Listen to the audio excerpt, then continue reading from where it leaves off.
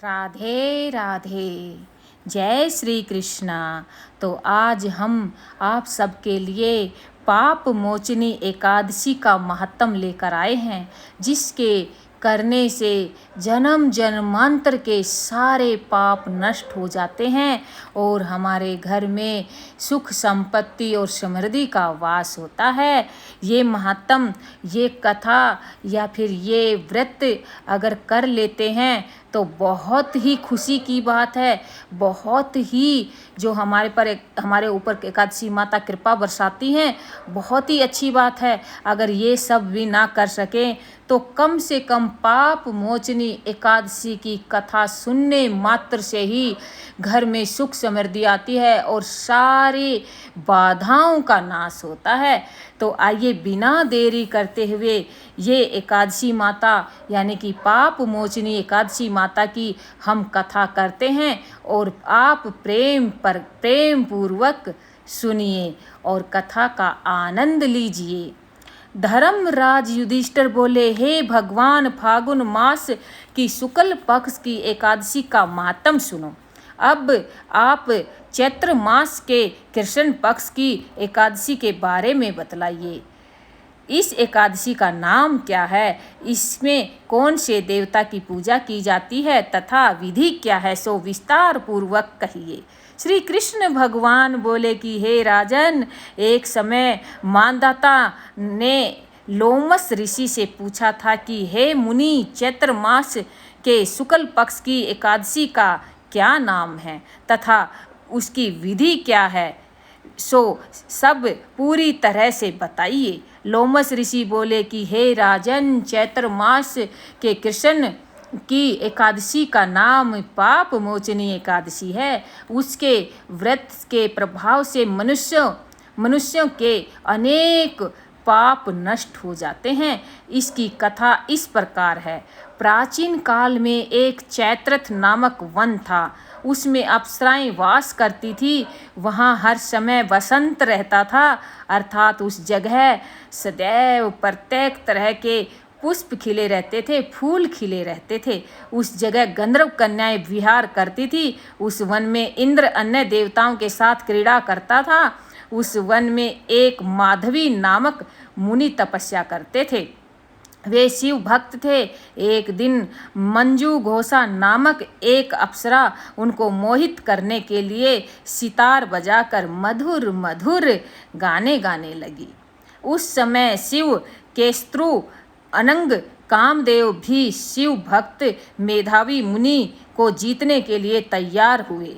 कामदेव ने उस सुंदर अप्सरा के भ्रू का धनुष बनाया, कटाक्ष को उसकी परतंचा डोरी बनाई, उसके नेत्रों को उस मंजू घोषा अप्सरा को सेनापति बनाया।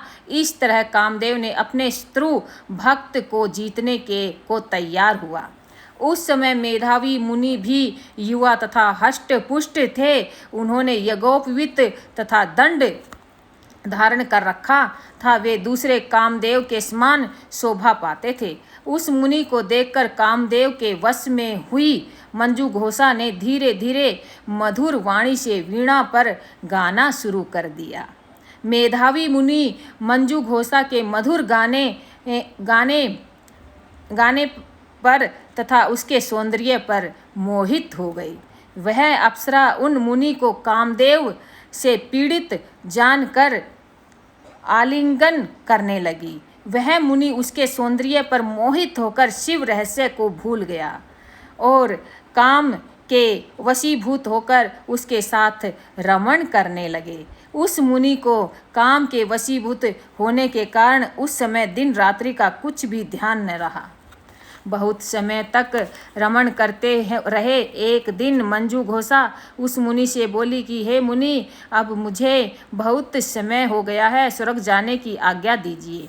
उस अप्सरा के ऐसे वचन को सुनकर मुनि बोले, हे सुंदरी, तू जो आज इस संध्या को आई है, अभी प्रातः काल तक ठहरो। मुनि के ऐसे वचनों को सुनकर अप्सरा उनके साथ रमण करने लगी और बहुत समय बीता दिया। फिर उसने मुनि से कहा, हे देव, अब आप मुझे स्वर्ग जाने की आज्ञा दीजिए। मुनि बोले, अभी तो कुछ भी समय नहीं हुआ, अभी कुछ देर ठहरो। इस पर वह अप्सरा बोली, हे मुनि, आपकी रात्रि तो बहुत लंबी है, अब आप सोचिए कि मुझे आपके पास आए कितना समय हो गया है। उस अप्सरा के वचनों को सुनकर मुनि को ज्ञान प्राप्त हुआ और समय का विचार करने लगे। जब रमण करने से उसका प्रमाण साल महा 3 दिन ज्ञात हुआ, तो उस अप्सरा का काल का रूप समझने लगे।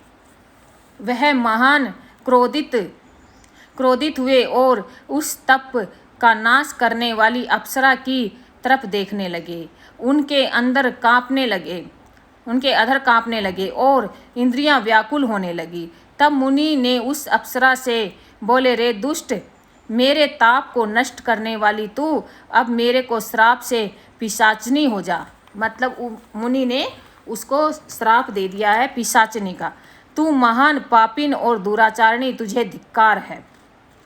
उस मुनि के क्रोध युक्त श्राप से वह पिशाचनी हो गई।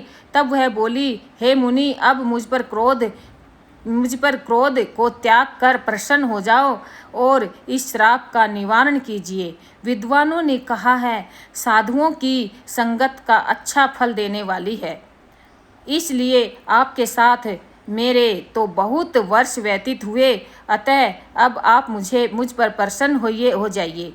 तब मुनि को कुछ शांति मिली और उस पिशाचनी से बोले, री दुष्ट, तूने मेरा बड़ा ही बुरा किया है, परंतु फिर भी मैं श्राप से छूटने का उपाय बतलाता हूँ। चैत्र माह के कृष्ण पक्ष की जो एकादशी, उसका नाम पाप मोचनी है, उस एकादशी का व्रत करने से तू पिशाचनी की देह से छूट जाएगी। इस तरह मुनि ने उसको समस्त विधि बतला दी और अपने पापों के प्रायश्चित के लिए अपने पिता चैन ऋषि के पास गए। चैन ऋषि अपने पुत्र मेधावी को देखकर बोले, रे पुत्र, यह तूने क्या किया? तेरे सारे जो तप थे नष्ट हो गए। मेधावी बोले, हे पिताजी, मैंने बहुत ही बड़ा पाप किया है और उससे छूटने का उपाय बतलाइए। चैन ऋषि बोले, हे तात, तुम चैत्र मास के कृष्ण पक्ष की पाप मोचनी नाम की एकादशी की विधि तथा भक्ति पूर्वक व्रत करो, इससे तुम्हारे समस्त पाप नष्ट हो जाएंगे। पिता के वचनों को सुनकर मेधावी ऋषि ने पाप मोचनी एकादशी की विधि पूर्वक उपासना किया और प्रभाव से उसके समस्त पाप नष्ट हो गए। मंजू घोषा अप्सरा भी पाप मोचनी एकादशी का व्रत करने से पिशाचिनी की देह से छूट गई और सुंदर रूप धारण करके स्वर्ग को चली गई। लोमस मुनि बोले, हे राजन, इस पाप मोचनी एकादशी के प्रभाव से सब पाप नष्ट हो जाते हैं। इस एकादशी की कथा श्रवण करने से या पढ़ने से, सुनने से या फिर पढ़ने से 1000 गौदान करने के फल बराबर मिलता है। 1000 गौदान करने का फल मिलता है। इस व्रत के करने से ब्रह्म हत्या करने वाले, श्रवण चुराने वाले, सोना चुराने वाले, मदपान करने वाले, अगम्मागमन करने वाले आदि के पाप नष्ट हो जाते हैं और अंत में स्वर्ग लोक को जाते हैं। तो ये हमारी पाप मोचनी एकादशी की जो है प्यारी सी कथा थी, जिसके करने से सारे पापों का जो है अंत होता है, नाश होता है, सारे पापों से मुक्ति मिल जाती है। और अब हम इस एकादशी माता का जो है छोटा सा प्यारा सा जो इसके करने से और फल मिलता है वो भजन गुनगुनाएंगे। और आप सबको ये पहले ही बता देते हैं कि एकादशी का व्रत करने वाले बहुत ही सौभाग्यशाली होते हैं, और जो व्रत ना कर सकें वो केवल कथा सुन लें, उससे भी बहुत पुण्य मिलता है। कथा पढ़ लें तो भी पुण्य मिलता है, क्योंकि इससे सारे पापों का नष्ट हो जाते, सारे पापों का नाश हो जाता है। तो आइए अब हम जो है इस कथा का जो मतलब कथा तो हमारी हो गई है, अब इसके कुछ नियम हैं जो राधे राधे। तो आइए नियम जान लेते हैं। नोमी ने मैंने रैम करा, हो नौमी ने मैंने नेम करा, दसवीं ने एक निवाला खाया हो राम।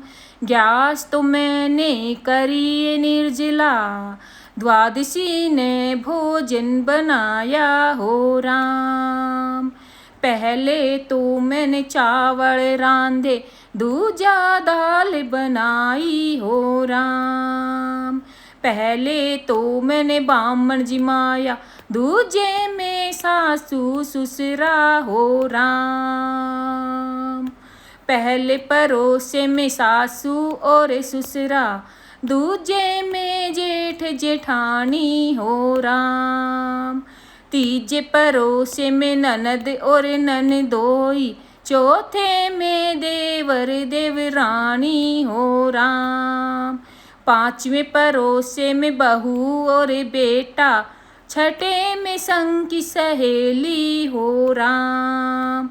सातवें परोसे में पति परमेश्वर, मैं जोड़े से जीमू हो राम।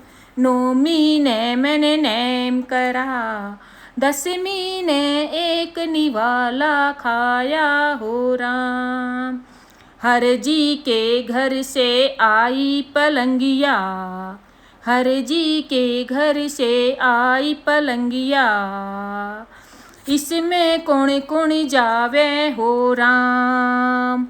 पहली पलंगिया में सासू और ससुरा, दूजे में जेठ जेठानी हो राम। तीजी पलंगिया में ननद ननदोई, मैं धर्म कमाती जाऊंगी हो राम। चौथी पलंगिया में धी और जमाई, मैं लाड़ लड़ाती जाऊंगी हो राम। पांचवी पलंगिया में बहू और बेटा, मैं इनसे नाम चलाऊंगी हो राम। छठी पलंगिया में संग की सहेली, मैं हंस बतलाती जाऊंगी हो राम।